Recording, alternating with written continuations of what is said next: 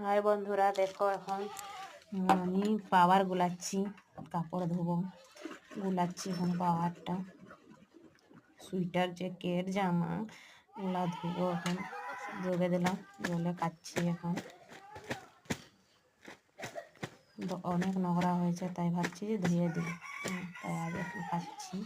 জলে দিয়ে দিলাম, জলে দেওয়া হয়ে সেগুলো কাঁচা দিলাম, মার্শাল চলছে, জলে দিয়ে দিলাম।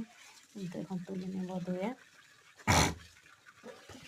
ধুয়ে তুলে ঠান্ডা লাগছে অনেক, তাই জলে দিয়ে তুলে দিলাম। ছাদে এখন উঠছি, কাপড় শুকাবো বলে ছাদে উঠছি। ছাদে উঠে দেখছি যে ধান ঘাটা আছে, কাপড় আছে, তাই কোথায় শুকাবো ভাবছি। রেখে দিলাম, দিয়ে কাপড়গুলোকে রেখে দিতে যাচ্ছি, রেখে দিলাম।